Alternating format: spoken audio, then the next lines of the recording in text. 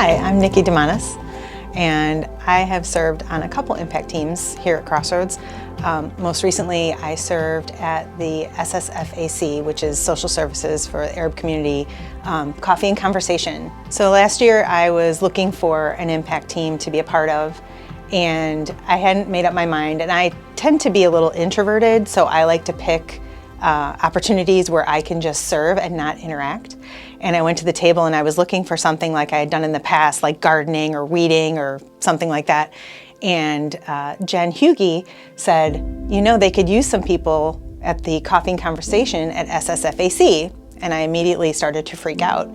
And when I started to freak out, I looked at Jen and said, well, I really don't want to do that. And that means it's outside of my comfort zone. And that means that's where I should be serving, because God wants us outside of our comfort zone when we serve. I didn't really know what to expect. I mean, I was told coffee and conversation, so I knew to expect talking and I knew to expect drinking coffee, and that's about it. So I walked in and there were several people in the room, and we all just sat around a table. We ate baklava, we drank coffee, and I got to hear stories from people that lived in the Gaza Strip, have family living in Gaza Strip, have lost friends and family on the Gaza Strip. And just this firsthand account of this very public, political situation that was going on in the Middle East, and understanding that people were being forbidden from leaving that space while there were airstrikes going on.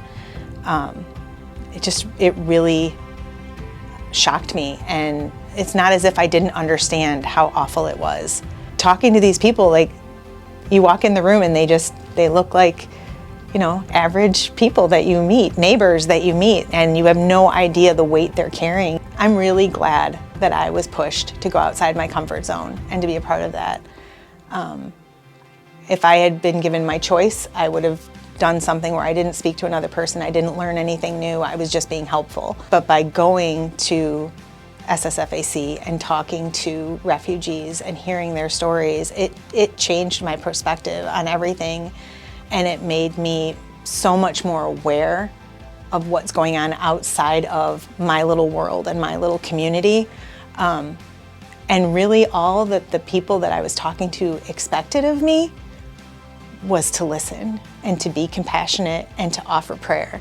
They didn't expect me to fix it as much as I wanted to. So I was really moved by that they really weren't asking us to do anything or make any kind of big political statement. Just listen and hear us and understand what we're going through. It was amazing.